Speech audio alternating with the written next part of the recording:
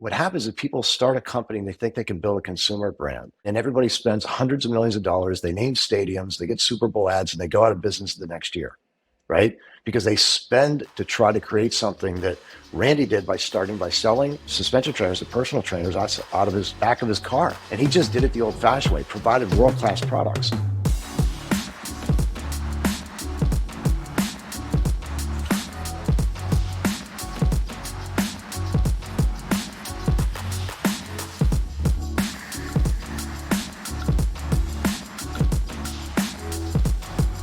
Welcome back to the Fitt Insider podcast. I'm your host, Joe Veneri. Today I'm joined by TRX CEO Jack Daly and founder Randy Hetrick.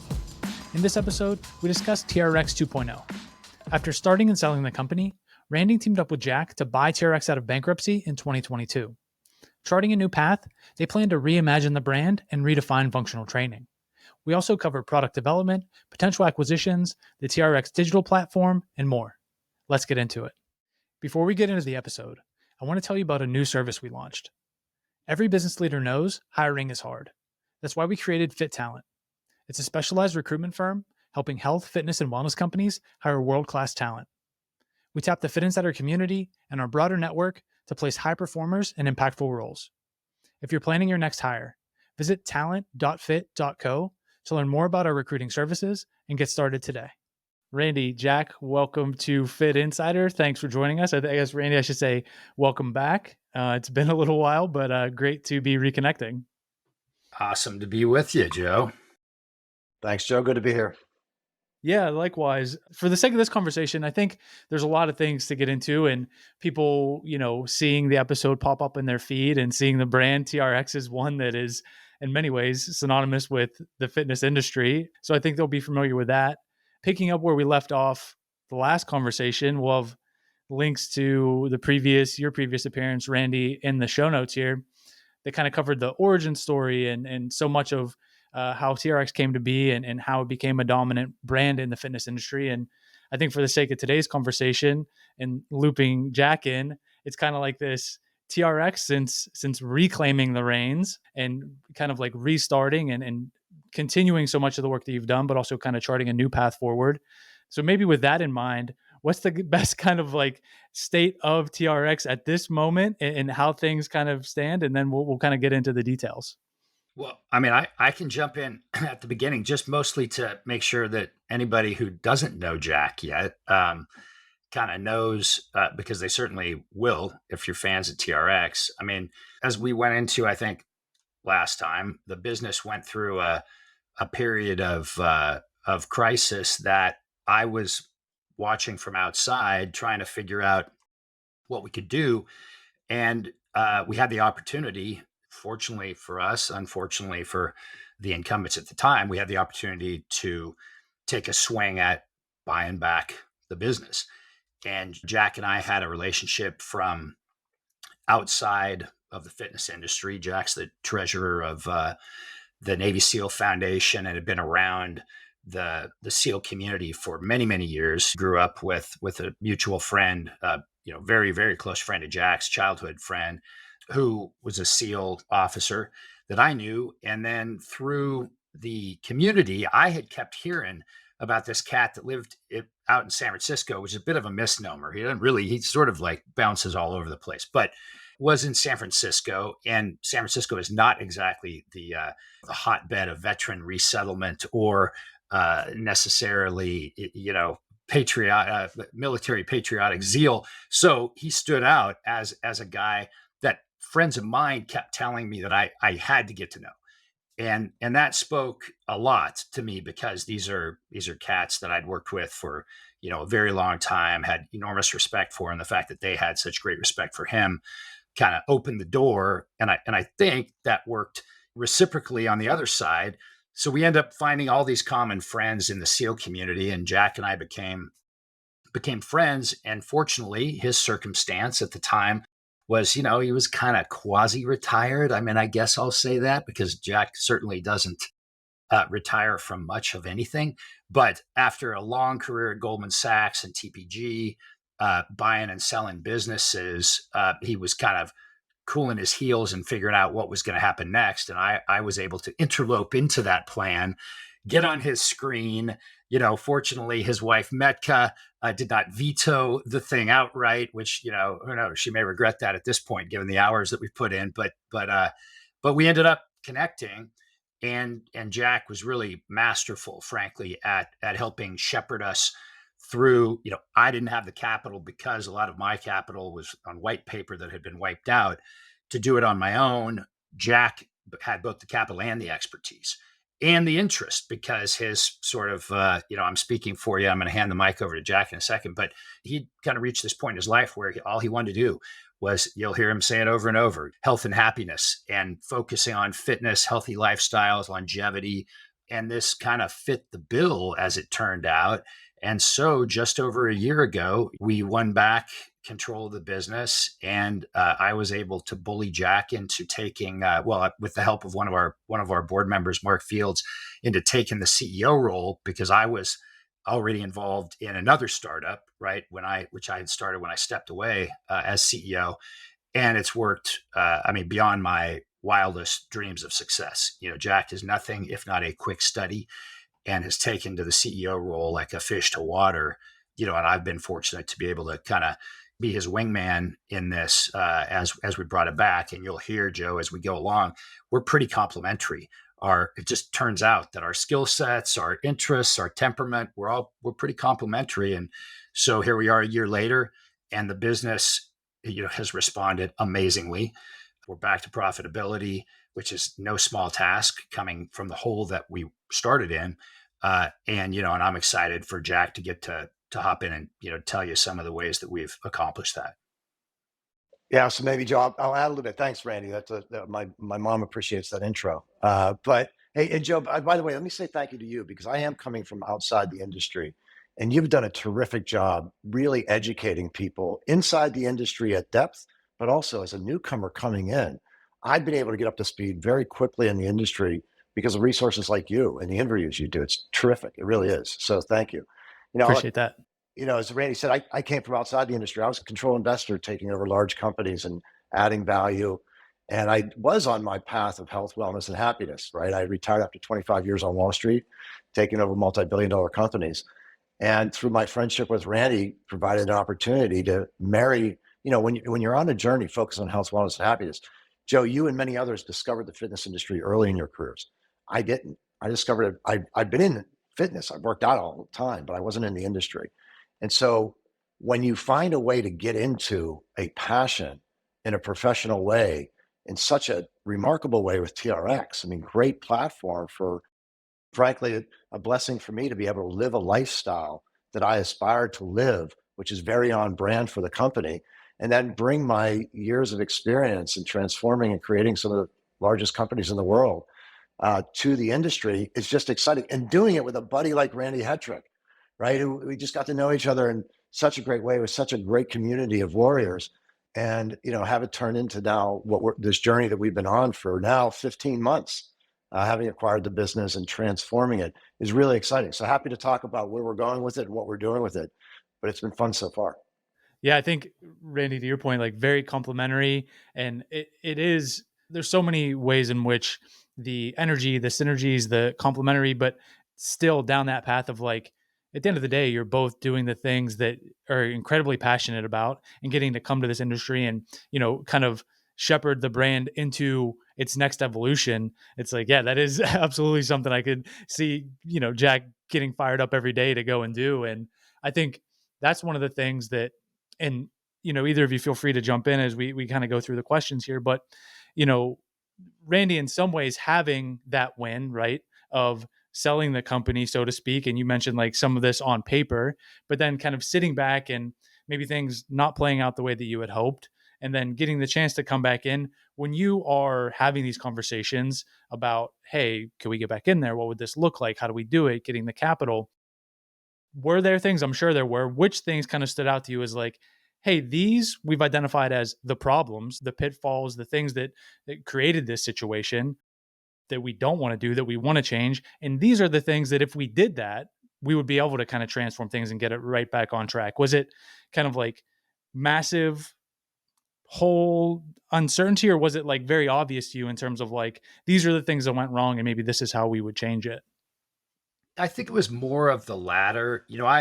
I we ran TRX for a long time, right? And it was kind of steady as a rock. In fact, you would argue that if there was a challenge with TRX, it was that our business model, meaning selling primarily durable goods, right, in a B2B, largely B2B universe, that was a hard thing to get to great scale. We got up to 50, 60 million, 10% kind of EBITDA margins, but getting above that was a challenge because what are your options to do it? Well, you have to come up with some recurring revenue engines.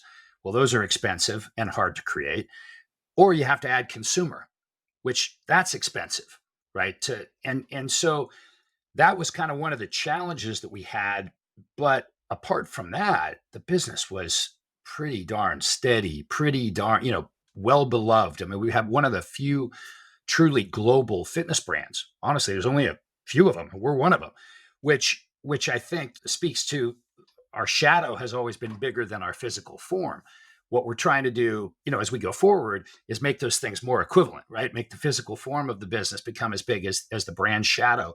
But I felt at the time that, okay, it wasn't a magical formula that made us successful. It was a lot of hard work and a lot of operational, just kind of diligence and consistency. And I felt like that had gone missing. I've been very, very focused throughout my career in the SEAL teams. I mean, that's where I learned it, right? Is that with a great team, you can accomplish anything, right? Without a great team, it's hard to accomplish anything. And so the focus on the team, I knew we could do. I was the guy who built Humpty Dumpty, right? I knew how the pieces fit back together, and I really had the relationships with folks from the past who had been great members of TRX, and with a guy like Jack who could bring kind of the future. And I did have the awareness, Joe, that like, I don't care what great company you talk about out there, and you know this, right, from the business that you do, every one of them either has a crash and burn Phoenix story or they came this close to it, right? Like every one of them has a near death experience where, I mean, all of them from Apple and Nike on down, where they were almost out, right? And yet they figured out how to get back to what was working early on in the business, to bring those disciplines back, to bring in some new talent, do maybe some new things better. And they created an amazing, powerful company that went on to become one of the greats in the world. That was always kind of my belief, that if I could find the right partner, which I believed Jack was. And then the last piece is I think that I knew that Jack would be coming with his own capital. And that was important to me because I'd been through the experience of having misaligned capital partners who were managing other people's money. And it means that their horizons are so short that just about the time that you're fully deploying the capital, they're ready to leave because of their time cycles. And I didn't want to be in that again, right? I really wanted to try to avoid that. And so the partnership with Jack hit a bunch of those wickets. Yeah, from your perspective, Jack, Randy is very convincing, and I'm sure in starting to get this pitch, you saw a lot of the things that he's saying, right? Like this opportunity is there. It does make sense to get things aligned and back on track.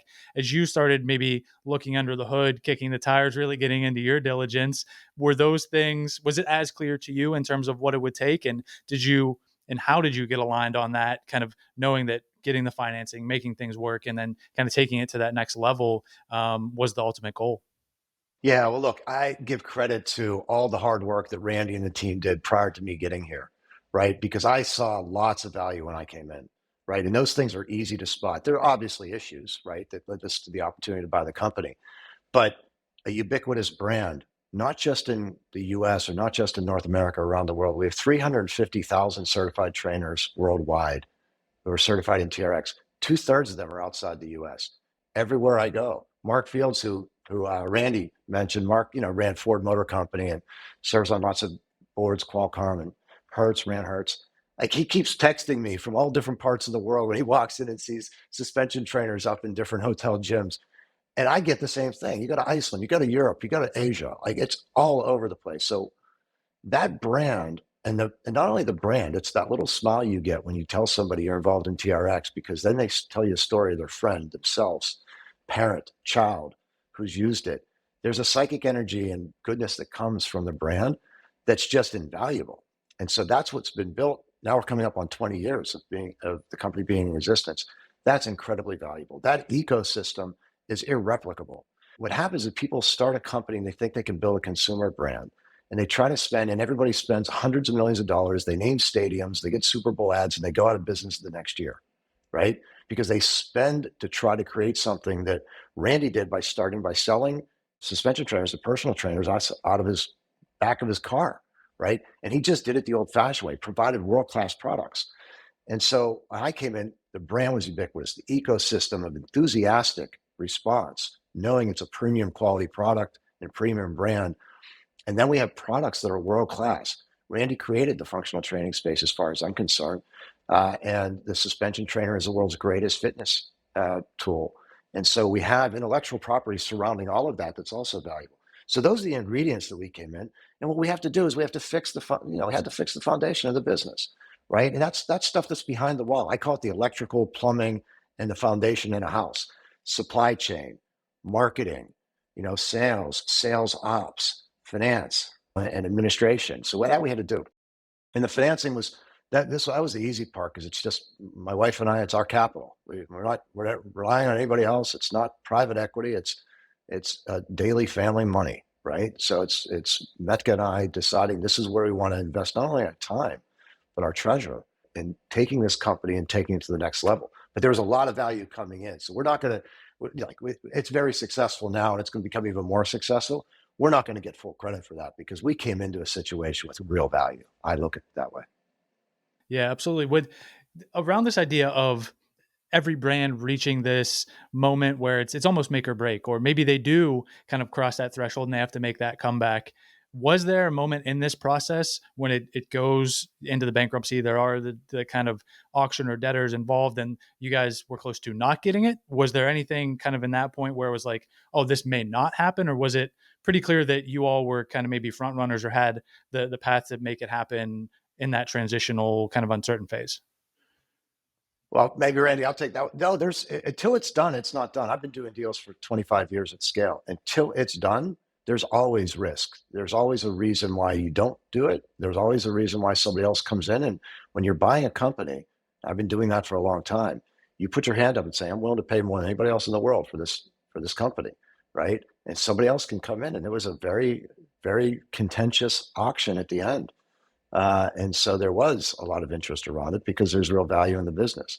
So until that judge finally decreed that it was ours, there was a lot of uncertainty. But from that moment, no, it's been pretty certain. And I will tell you, Joe, it was like watching a master class, watching Jack handle that. I mean, talk about weird things, especially from my perspective, right? I've got 17, 18 years of my life sitting here on a Zoom bidding. It was like buying some shoes on eBay. It was very strange, but Jack handled it really masterfully, and it was very clear this was not his first rodeo doing this. And I was just sort of like hiding behind, peeking through my hands, not wanting him to go a level past where he was comfortable, but at the same time, of course, wanting very much for us to end up with it, because I think that the outcome, had we not, would have been devastating for the brand, right? It probably would have been the end, because there wasn't any other party that was equipped to do what we're doing, just by definition, right? It was much more of a either TRX survives and goes on and thrives, or TRX gets picked apart and it goes the way of a lot of those kind of outcomes. I think it's an incredible story, even at that, right? Just at that moment that you kind of came full circle, were able to reclaim the reins, and now 18 months later, starting to chart that path forward. So I didn't want to kind of gloss over that fact, because when you do see the story, and obviously when it happened, we covered it and other folks in the industry, and it was like the reputation that you've built, Randy, and the brand as well, was like, oh, like everybody felt, at least I did, like, oh, that's incredible. Like, to even say that piece of it was achieved, that you could be in a place where a partnership came together, where that moment existed, but now it's like the hard work begins, right? You're kind of in some ways back at the starting line. And there's a lot of things to kind of think about. You have to get in there and start to get to work and rebuild the team and make sure that, even you talked about getting back to profitability, but in those early days, as you do get the reins and you do start to lay out the priorities, was there one thing, were there three things that were top of mind to say, like, this is where it starts, this is how we kind of jumpstart this journey? How do you even go about like tackling that again, kind of knowing what was already built, but in some ways being at the starting line? For me, there were a couple of things that were critical right off the bat. I mean, number one was, it was frankly relationships, right? And they started with the team, because the team had really been kind of decimated, and 100% turnover kind of circumstance, with just a few of the long timers hanging on because they were hearing rumors, right, that there might be hope. So first thing was getting back and putting together a team, and we knew we were going to bring a mix of the best of the old with the best of the new. So that was number one. Number two was reestablishing relationships with all the vendors and with the key accounts, because there had been a lot of tumult that had gone on, and particularly on the vendor side, there were a lot of people that got schwacked along with me and others in that deal. So we had to go back and rebuild those relationships, so that we didn't have to start from scratch all across the field. We wanted to start at a trot at the very least, even though it was going to be uphill.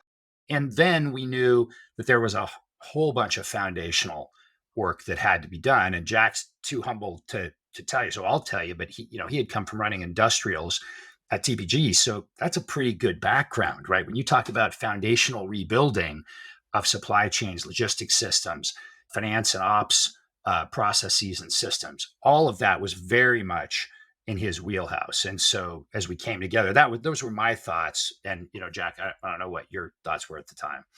Yeah, it's funny. Randy and I think a lot alike, because it really does come down to people. If fundamentally what we did, for us is a combination of OGs and new people, right? So Randy, nobody does this business better than Randy, and the team that he brought in, people like Rick Cusick, who had led the consumer sales business, Neil Shetty, who was the CFO of the company at the time. And then we put together a world-class team of people, and that's what we had to do right up from the start. And by the way, strap yourself in, because I'm going to go quick here with a couple of these names. But you think about the people we've surrounded it. At the board level, Mark Fields ran Ford. Frank McGuigan, I acquired a company called Transplace in 2017 for $900 million and sold it for $2.3 billion to Uber 4 years later. Frank McGuigan was the CEO of Transplace, the world's greatest transportation management executive, and he's on our board. Dan Tiemann, who ran transaction services for KPMG, is on our board. Susan Kilrain, second woman to pilot the shuttle, youngest person to pilot the shuttle. That's just our board. And these are not just big names. These are people intimately involved in the business and helping us grow this. And then the management team. We just hired Matt Brown from Nike, who was a lead engineer there, developed the Nike Fuel Band and self-lacing shoes. And he's our chief engineer working on product development, which is not just foundational and getting our foundational work done, but also our new products as we develop going forward. Jeff Woodhouse, also from Nike, ran global warehousing for Nike and for 12 years. And before that was at Nautilus in sourcing and supply chain, who's running our supply chain, has completely retooled our global supply chain in 1 year. And that's a heavy lift. And by the way, that doesn't come without pain. That's hard work, a lot of transition issues in doing that. But if you go across the board and the people we have the world's greatest general counsel, intellectual property patent litigator that's come in-house as our general counsel, given how important intellectual property is to us. So that's a team of people we brought together to go after not only the foundation of the business, our products, our supply chain, and how we're meeting our customers' demands, but also puts us in a position to be able to build on a lot of the growth things, which I know you want to talk about, our digital platform and technology that way, new products that we're getting into, which I get pretty exciting things happening already. We made our first acquisitions 9 months into this turnaround. And by the way, that world-class board, I went in, I told them, look, I'm a deal guy, right? Don't let me talk to you about an acquisition for 18 months. It's going to take that long to really build the foundation, because you don't want to put a room on the house with a weak foundation. And here I am, 9 months in, I walk into the boardroom with Ybell, and I said, look, I told you, don't let me do this. So your job is to tell us why we should not do this. And then we acquire Ybell because it's such a beautiful product. And I instantly knew it had to be part of our family. So we have growth going on. We were staged for a lot more growth. We have the foundational work that we broke the back of the real turnaround stuff. And now we're into optimizing. And so we're in a pretty good spot because we put the right people around it and we're all motivated and driven to do this the right way. As we think about the main thing that stands out to this point is you think about getting it back on track and the opportunity and maybe what went wrong and the value that was already built into the brand is like direct to consumer. Like, what does that look like? What does it look like to build the direct to consumer business? Obviously, to diversify the product offering, whether that's technology, whether that's product innovation, but at the same time, like TRX, it was already it was like the original omni-channel piece of equipment. Like it was in homes, it was in hospitality, it was in gyms. And so when you say direct to consumer, like how do you think about that relative to what you were doing, where the opportunity stands, and like building this business and that channel going forward? Well, I can take where we were. Where we were was, to the extent that we were direct to consumer, it was only in, I would say, maybe since 2015, but primarily we were reaching the consumer through our original B2B roots, right? That was kind of to the extent that I've done some things right. One of them was picking to partner with trainers and gyms as our fundamental anchor, because through them, right, you end up with kind of a pro bono sales force, meaning the trainers, it's really important for them to bring new value to their clients. So they become advocates for you, right? And then through them, we reach the members. Well, they're called members by day. They're called consumers by night, right? When they go home. And so that was our primary kind of B2C channel, was through the gyms and selling to trainers and then exposing it to members who then would go to our website, to our Amazon channel, or, in the last 5 years into some of the brick and mortar that we were in. But that was our B2C strategy primarily. And it was not probably a B2C strategy of big time consumer brands. And that's sort of where Jack coming in now, we're looking at whole new ways to reach consumer, because that's obviously where the big market is. Jack, what I missed there? No, I think you're right. The foundation was set, right, for e-com, both, our own website plus Amazon, as well as through big box retailers.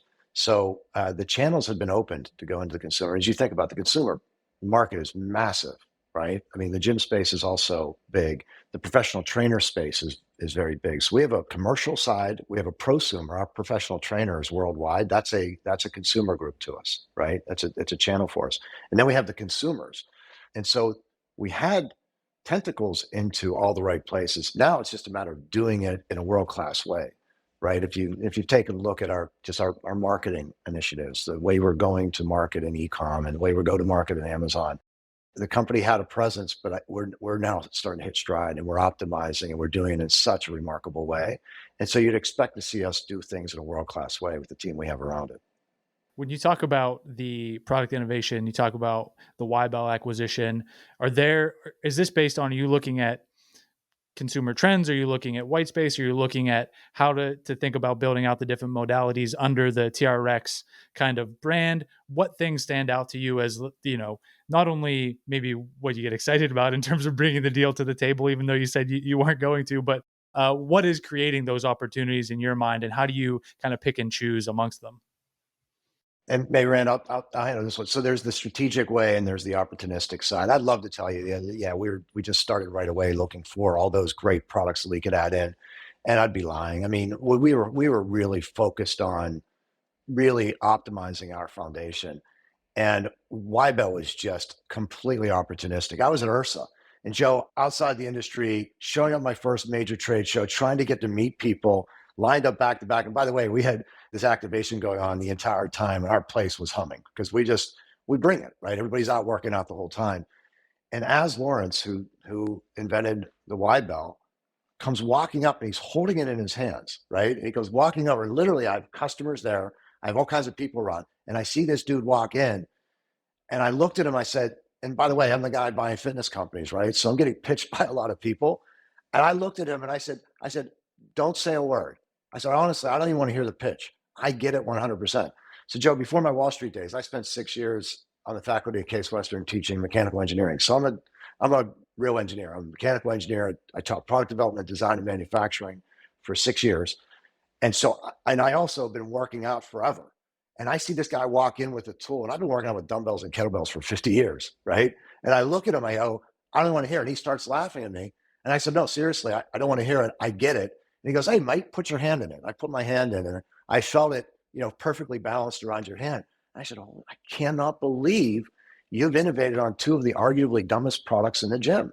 And you put a dumbbell and a kettlebell together, and it's game changing. And you can use it as a push-up handle. You can do it halos. There's no better tool on the market to do two-handed, halos. And so that was wildly opportunistic. I'd like to say, yeah, I was looking for, and I found the best one out there. And oh, by the way, the acquisition agreement has 150 lines of intellectual property attached to it. So it is a completely protected, around the world, designed and utility patents.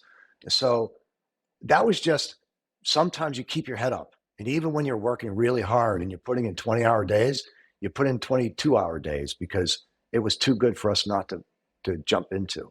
So I will say we will be strategic going forward with other things, but then we're also going to be smart and wildly opportunistic when it's just too good to be true.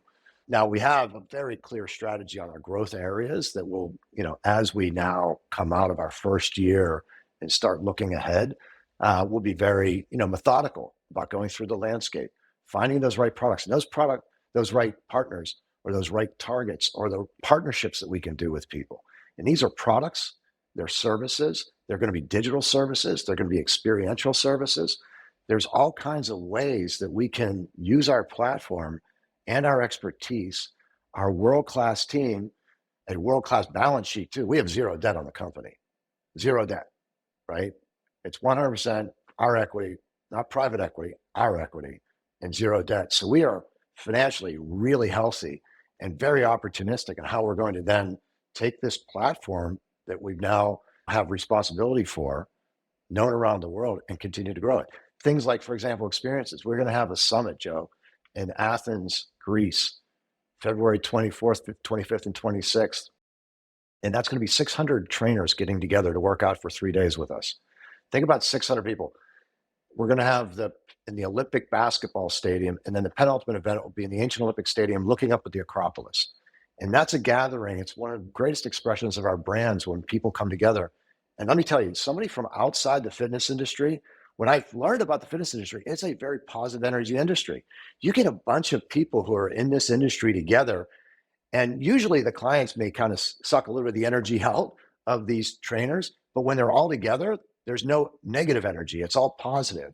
So it's such a great time for people to come together and really live and experience the brand. So whether it's experiences like that or new products and new partners we're going to bring into situations like that, that's kind of fun. And we're pretty strategic in how we think about it. Yeah, a lot of opportunity there. Obviously, a lot of excitement as well. You mentioned the experiences. We kind of talked about product. One of the things that was also top of mind coming into the conversation for me was content, right? There was obviously the push during COVID to digital content. Not only that, the subscription and how do we produce it and how do we reach trainers and consumers outside of maybe the gyms or even kind of build up that workout library. Where does that part of the business stand today? How much of a priority is it? How are you thinking about like the content piece, recognizing that I think the industry in some ways is still trying to, is it on demand? Is it live workouts? How are we delivering it to people? Do we need it tied to the equipment bundles and all those sorts of things? So how does TRX think about it at this point? When you think about the way we've been structured, I mean, the model that we've had, it was innovative product, right? Supported by really kind of world-class program design for the end user content. And then all of it sitting on this platform of professional education so that we could partner with the trainers, coaches, physical therapists, PE teachers, right? That model is evergreen for us. And where we are putting a lot of energy into one corner of it right now, right? Which is, I mean, you could argue all corners, but particularly the content creation. And I'm super excited because one of the things that I think was really, I probably should have mentioned as one of the things that hurt the company and kind of took it down was when we let go of our HQ. right, during the pandemic and became this weird virtual company, which I think pretty broadly is now being viewed skeptically. This whole, new way where everybody's going to be working from their kitchen in their pajamas. We lost some steps during that time frame. Which part of the plan that Jack has been spearheading with my full enthusiastic support is we're going to reconstitute the HQ in Delray Beach, Florida, which is an amazing spot on its own. But part of the HQ design are two world class content studios. Right, they're great big, 6,000-foot training floor. Because if we're going to be a training brand, you got to train people. That's just sort of a fundamental belief that we share. Like you can't be a training brand that doesn't train people. So we're going to have live studio going on there, just like we had in our HQ in San Francisco, except even bigger and better now. But the commitment that we're making to the content studios emphasizes how important content is for us. And I'll throw it over to Jack to talk a little bit about the app, because to call it an app in some respects feels disrespectful to me. Like that answers your question, Joe, of how much we're putting into this. Because I think that what I view as more of our digital delivery platform is really going to be transformative to each of the pieces of our business, the B2C, the B2B, and then the professional education, right? All of that is going to be wrapped up in this. Yeah, and if you look at what we've done in the first 15 months, right, we've gone after the tech stack of the TRX Training Club, which is our digital experience, our app. And so it was started obviously before we came in, but we've come in and completely retooled. Once again, foundational work, right? Searchability, findability, organizational structure, engagement with the user. We've materially changed the quality of that experience, and we feel great about where that is. So once again, you work on that foundation. We also were building, and we're going to open in January. So now it's only weeks away. Our new headquarters, which will be, it's 13,500 square foot, multi-million-dollar facility that includes world-class film studios like Randy's talking about. So this next part of the journey will be completely transforming the content on our digital experience. And we'll be able to do that in a really fun, exciting way. By the way, any of your listeners, we're doing our casting calls now for our celebrity trainers coming down. And we have a great roster. I'll be there next week to go through a lot of the finalists. They're spending a week together, really training. And I love the response we've gotten from people. We have some really talented people coming in.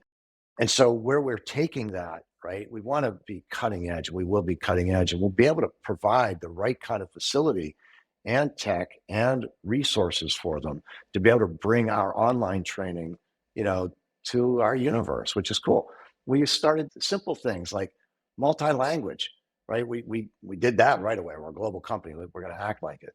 And that you'll see much more innovative content coming out over the next year. That'll be pretty exciting. When you think about how kind of quickly the industry kind of evolved, pulled in one direction towards technology, at-home workouts, content, and now kind of shifting, where is the kind of new equilibrium relative to, are people working out at home? Do they want this connected equipment? Do they want the different devices and apps? And at the same time, lots of different companies where they stand in the industry. It's no secret. Someone like a Peloton has had kind of a crazy ride, and you have now apparel brands like Nike jumping into the space with focused on wellness, but also launching equipment. How are you thinking about that? Or are you kind of focused internally on the business, and does it really change anything for you what these kind of broader trends and players are? Or is it a matter of kind of like just focusing on execution? So we focus a lot on all the trends in the industry, I will say. And I have to also look, I've been fortunate to be successful in focusing on where our strengths are. So I look at what Peloton's doing and what Nike's doing, what hundreds of others are doing in the fitness space, digital fitness space. And it's really important to us. What we're going to do? We're going to stay the experts in functional training. Right? We're going to provide the best quality products, the best quality live experiences, the best quality education, and the best quality digital experience in functional training. The industry that Randy has moved to where it is today as one of the top modes of exercise. And that's what we're going to do. We're not going to deviate. We're going to stay in our swim lane, to use a SEAL term. We're going to stay in our swim lane, and we're going to really focus on that, right? We're going to continue to lead in that space. And we think that if we continue to do that and we stay cutting edge in all the different modalities in that functional training space with the best products in the world, best education, best experiences, and best digital experience, that's how we'll win. And that's how we'll continue to thrive. And by the way, we'll do that, and we'll lovingly look at everybody else who's a leader in the space, and we'll cheer them on. Because I got to tell you, I work out in a wide range of ways. Of course, I do functional training, but I like to lift weights. I train jujitsu, right? I do lots of different things. And so we recognize that everybody's different, and somebody wants a little bit more of this digital, a little bit more of this live, a little bit more of something. We want to just provide that to people and meet them where they are, but meet them with real expertise in our swim lane. I think Jack answered that nicely. I would add that I think the pandemic kind of gave some false positives, right? It skewed things so wildly in a direction that it gave some false positives.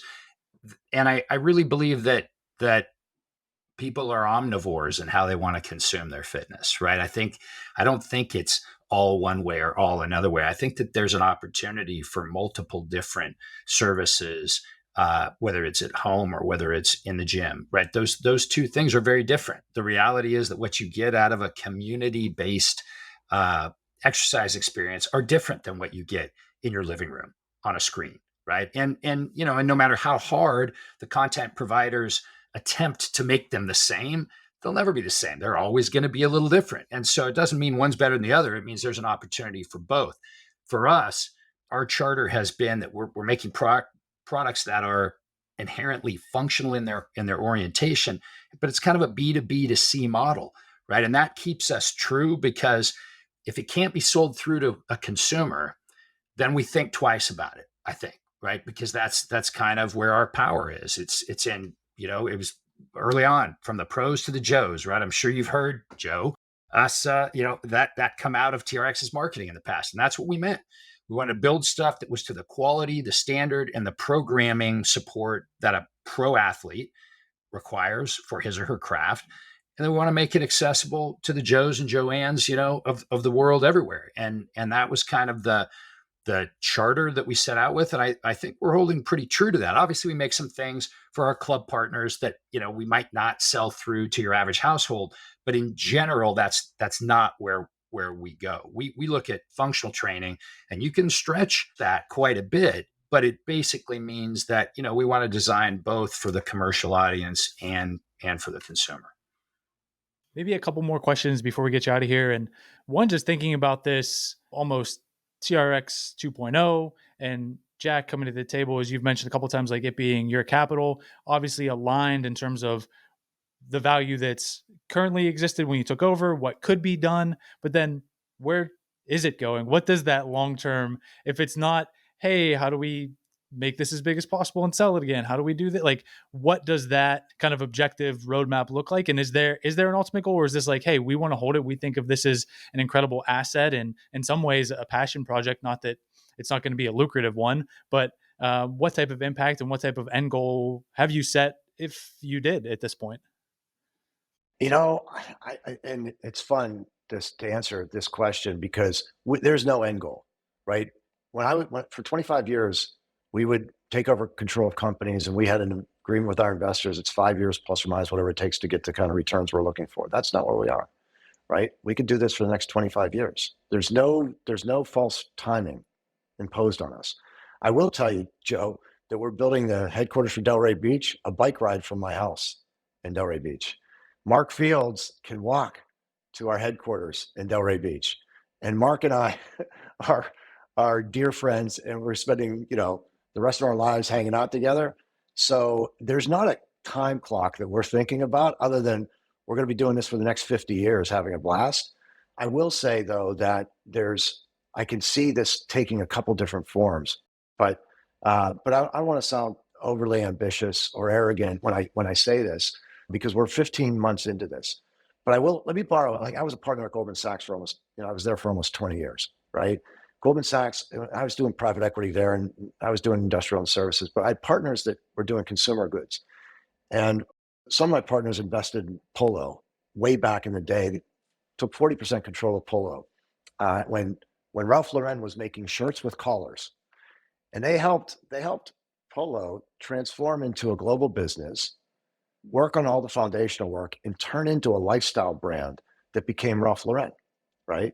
Now, I'm not going to be so bold to say we're going to be that, but we have an opportunity to take this great functional training, fitness products and education business and turn it into a health and wellness and lifestyle. Health, wellness, and happiness, what we're focused on.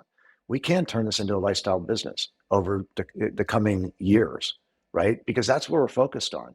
And I think if we continue to do it right and well, and I think if we continue to thrill our customers with innovative products, experiences, digital services, live services, then I think people will expect us to keep delivering more and more products and services that we should aspire to be a lifestyle brand of people who want to focus on a healthy lifestyle. And if we can do that, wouldn't that be fun? Wouldn't that be great? Wouldn't Randy and I have a blast? Wouldn't we love coming back to you, keep giving you the updates, the new things that we're bringing out to the market? And wouldn't that lead to a very happy life for the next 50 years for us? Like, that would be great. So I honestly, I think about it that way. And that's one of the things that was so appealing to me, Joe, because as a founder, as a bootstrap entrepreneur, you're always at odds with your capital sources because you're building for the long haul. And I had, as you know, I had a whole career in the SEAL teams before this, and contrasting that experience to what can be your experience as an entrepreneur is interesting, right? The SEAL team is built for the long haul. There is no end game. There's no exit that they're driving toward. Their product is excellence, and it's excellence over decades, over generations. Well, that gives you some real luxuries to do the right things for the organization, right? To invest without an expectation that it has to have ROI within 24 months, right? And that was one of the things that frankly, from the time that I brought in private equity into the business in 2012, changed, because you're on timelines. You're constantly on these short-term timelines. That isn't what is in the interest of the brand, of the team, or of your customers, right? Or of your products. And so I love hearing Jack's view of the kind of, hey, we'll do this as long as it's fun and as long as you're doing great stuff, right? Because that will enable us to do great stuff.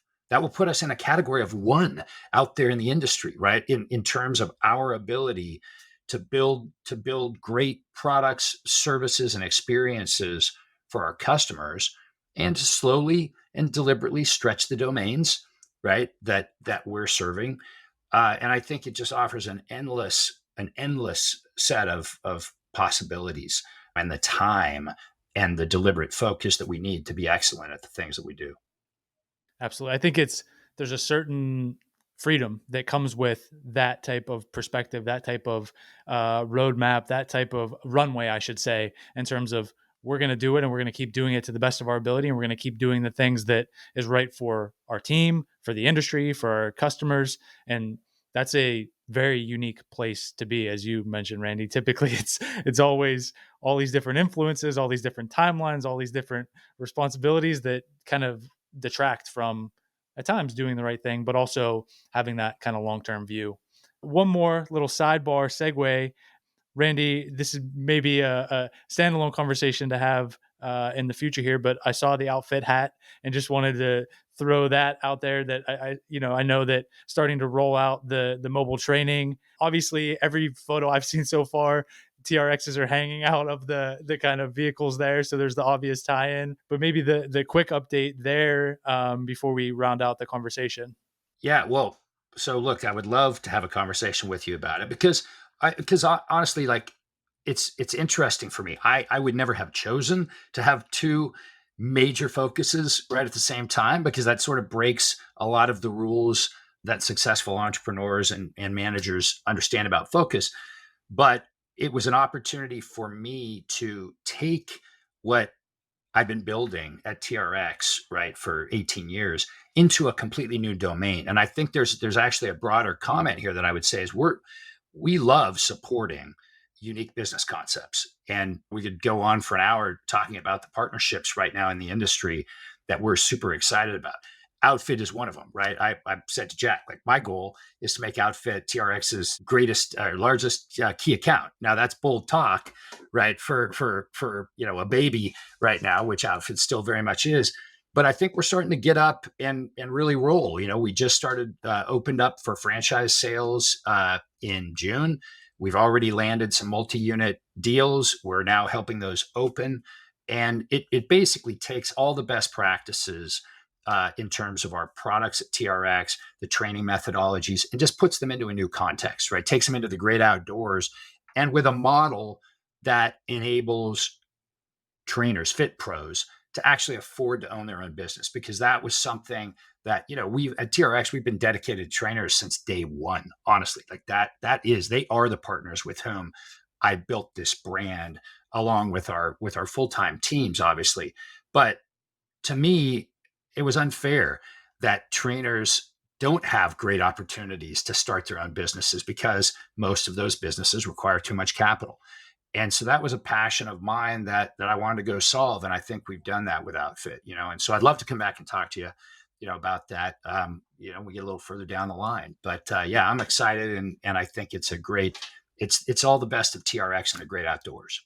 Yeah, there's so much opportunity. That just speaks to what that looks like from the trainer perspective. Obviously, the synergies and partnerships with TRX, and what that looks like in another way to support the industry, support trainers, support exercise seekers, and really this kind of like positive compounding effect that you've devoted a lot of your life to at this point. And Jack, you've been doing your own kind of habits and lifestyle as well, and now kind of deeply entrenched in with the company. I think whether it's Outfit, whether it's 18 months into this TRX kind of transition 2.0, as I've been calling it, and thinking about it now, if you've put on this the next 50 years, what that might look like, it will definitely require, updates along the way, as you say. But wrapping up this conversation, I think I've already taken up more time than you promised here. People, is it, check out the website? Is it go to social? Is it go to get the app? Where would you point people? What's the best way for them to follow along and keep up with everything you have going on? Well, trxtraining.com has been where it's at for a very long time.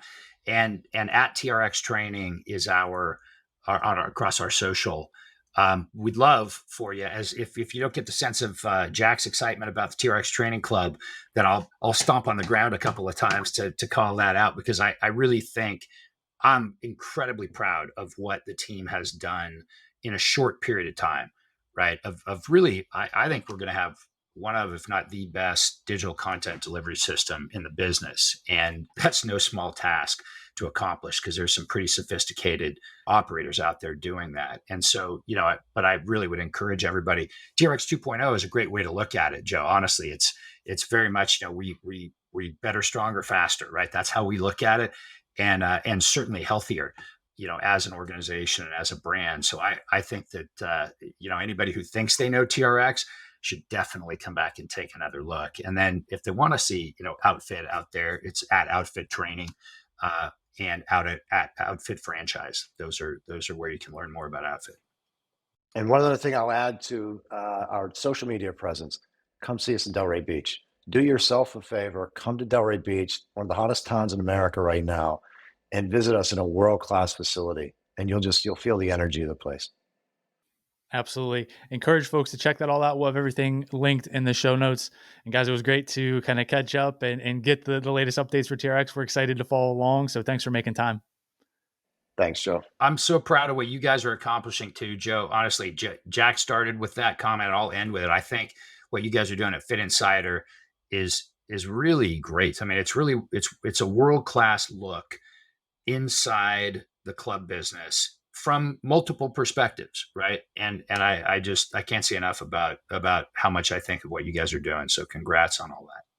We appreciate that. And listen, I think in many ways health and wellness and happiness, the more people, the more support, the more news, the more insight, all of it, the more capital. Like that's at the end of the day what we want to have happen. And so, yeah, excited to continue to play a small role in it. And yeah, keep up with you all, I think is the goal. We're just trying to keep pace. So thanks again for making time. One more thing before you head out. Help us spread the word. Take a minute to rate and review the podcast, subscribe to the YouTube channel, or share this episode with a friend. And if you like conversations like this, you'll love the Fit Insider newsletter. We send it every Tuesday. The link is in the description. Thanks again for listening. We'll see you back here next week.